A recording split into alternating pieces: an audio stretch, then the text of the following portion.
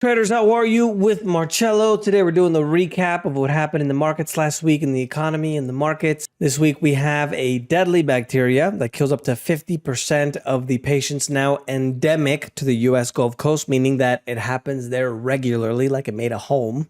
We also have new study that says that new people that get that thing in your arm from the pandemic can actually weaken your immune system. And we even have news about the new war that the US government is starting with crypto. Let's go ahead and get started.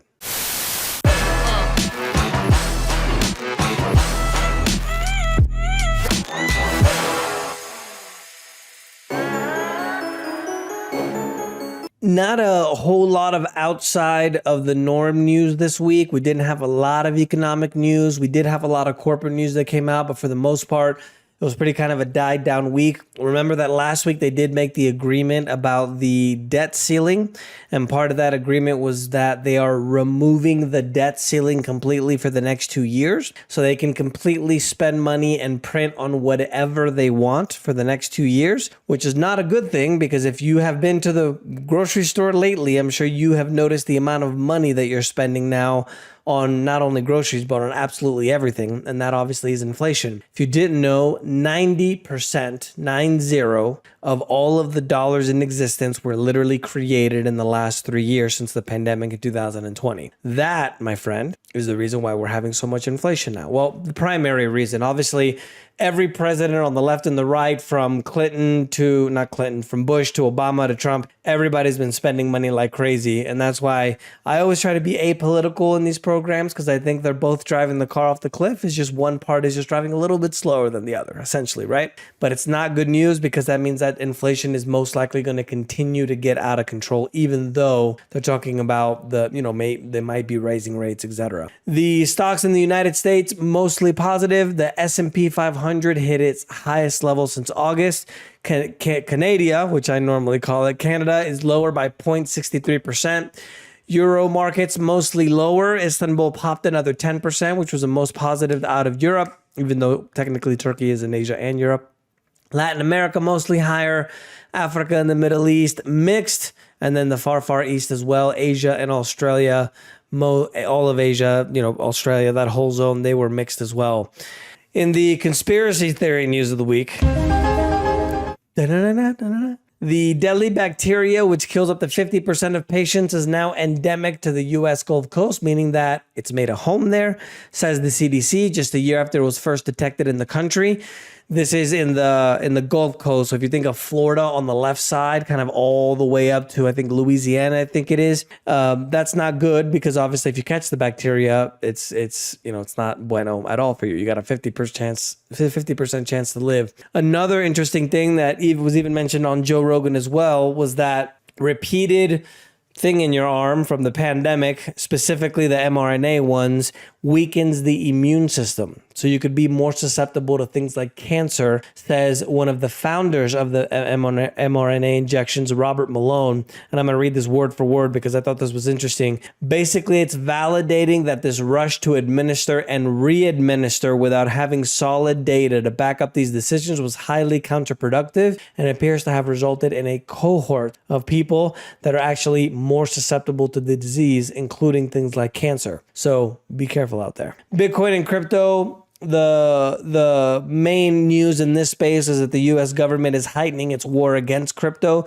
Meanwhile, the other, let's call it the other end of the spectrum, a place like Russia, the largest bank there called Sberbank, is offering crypto trading services. So the US sued the US being the SEC, the Securities and I forgot what the Securities and it's not going to come to me. But anyway, the department that basically regulates securities. I'll look for it here in a second. I'll tell you what it means. But they sued Coinbase, which is the largest crypto exchange in the United States. And they also sued the biggest exchange in the world, which is called Binance.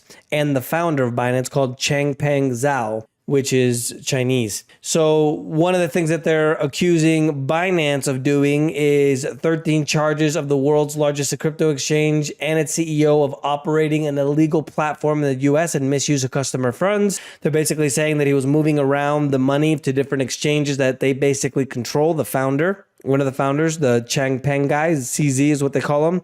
And then they made it look like there was more volume on the Binance exchange. And then Coinbase was sued in a New York federal court on Tuesday, alleging that they're operating as an unregistered broker and exchange.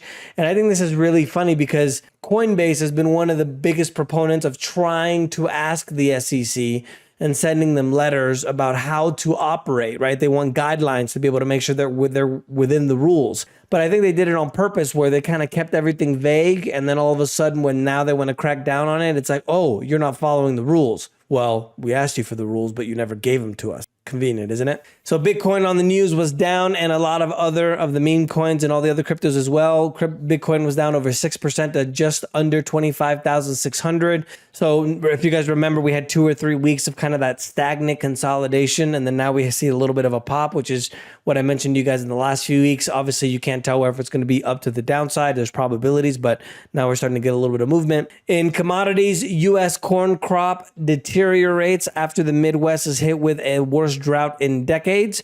About 34% of the corn production within the area is now experiencing a drought. If you remember the last few weeks, we had the same situation with olive oil, with the droughts and the problems with the weather in places like Spain, which is the biggest producer of olive oil. We talked about the rice. You see how this is just kind of coming at you from everywhere. So make sure you wear protection. Saudi energy minister shared that they're going to do a surprise cut of an additional 1 million barrels of oil. Oil is in a bit of a free fall, not collapsing per se, but it's been consistently going negative week after week. This is due to the fact that the expectation about what's kind of going to happen to the economy is not bueno at all. You know, if we're in a recession and there's contraction, that means that there's less activity. If there's less activity, that means that less people are buying oil. So U.S. crude went down 2.23% to $70.17. Brent, which is the international crude, went down 1.79% to $74.79.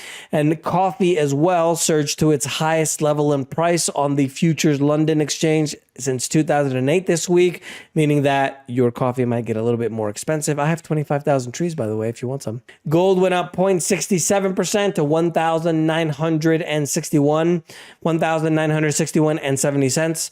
And silver went up almost 3%, 24.38. This mainly has to do with the drop in the dollar that happened this week, the overall dollar per se. It went down hard against the Colombian peso. Financial and banking news. The Americans have pulled out $472 trillion out of banks in the past 3 months due to the situation with the banking collapses. It's the biggest quarterly decline since they started reporting these numbers in 1984. If you don't know what's going on with the banks, there was a series of them that absolutely collapsed. It was the second and third largest bank collapses in history of the United States. So people are a little bit concerned, so they want to get their money out of the bank to make sure that it's secured. Political news, the far-right alternative in Germany, which is called the AfD, has gained enormously in the polls. And Trump has officially been indicted on 37 counts, which includes willful retention of national defense information, conspiracy to obstruct justice, and also false statements. He's now going to get head to court in, I believe it's Miami, which he could have a possibility of prison if he's convicted. Economic news, the Labor Department in the United States, Americans are starting to file for a lot more unemployment benefits. There was a surprise surge in the people asking for unemployment claims by 28,000. So now the number is 261,000.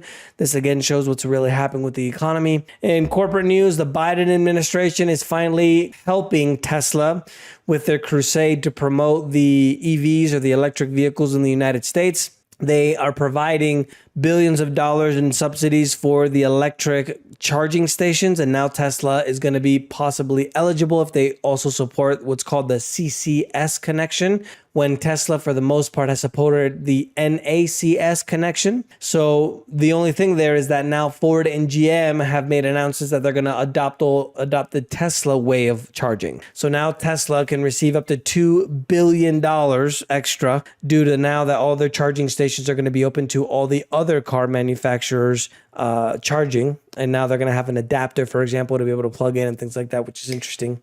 And Allstate, the massive insurance company, has announced that they're going to drop all California and not write any new insurance policies over wildfires and construction costs. In trade news, Poland's agricultural minister has drafted a regulation from the European Commission that extends the ban on imports on some Ukrainian food products. This includes Bulgaria, Hungary, Poland, Romania, and Slovakia. This is due to the fact now, since there was a blockade, remember that, we thought everybody was going to not have food because Russia was blocking the food out of the Ukraine, and Ukraine is considered the breadbasket of Europe for a reason because they grow so much food. Now all that food is coming in all at once, and it's just dropping the prices to the floor and affecting a lot of the farmers in the countries that I just mentioned. So they're trying to restrict that, even though they're going to allow it in the other countries in the EU, to make sure that they don't bankrupt all the farmers like they're trying to do in the United States and the Netherlands. The European Commission is also saying that they want to make an agreement on a trade agreement between the EU and Mercosur. Mercosur is the market of the South, which includes Argentina, Brazil, Paraguay, and Uruguay. They want to work with Latin America to reduce excessive dependency on third countries, mainly because they want to secure all the raw materials that Latin America has. And if you come in Medellin, you can find some of those.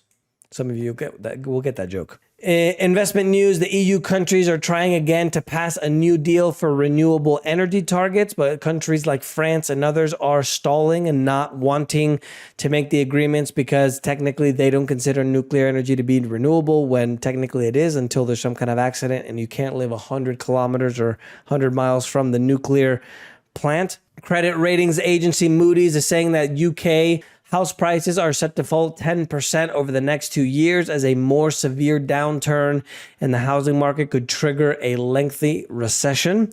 Remember that India, if I'm not mistaken, overtook the UK already as the largest economy, sixth largest economy, if I'm not mistaken. Let me count here. It's the United States, China, Japan, Germany. Then after that, I believe it's India. And then after that, the UK.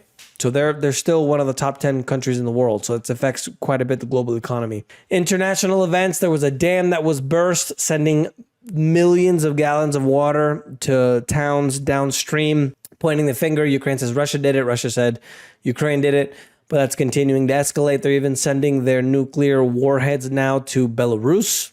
Russia is, so that's not bueno. And now Iran claimed that they just developed a new hypersonic missile capable of traveling 15 times the speed of sound, which is has a range of 1,400 kilometers, 870 miles. Not buenos. This is a country that wants to literally wipe the United States off the map. And if you didn't know, the United States doesn't have any hypersonic missiles.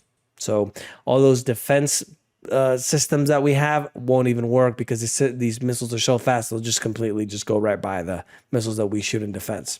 Awesome. Canadian forest fires are causing a red twilight in New York and other cities as well in the Northeast. I'm sure you guys saw some of the videos. It literally looked orange. It looked like Mad Max, so stay safe out there. And an interesting fact this week, according to a study published on Wednesday, scientists document the first known instance of a virgin birth by a crocodile from a crocodile living in isolation for 16 years in a Costa Rican zoo. I thought that was pretty interesting. That's the news for this week, guys. Let me know if you guys have any questions. Don't forget to subscribe. And remember, the preppers were right.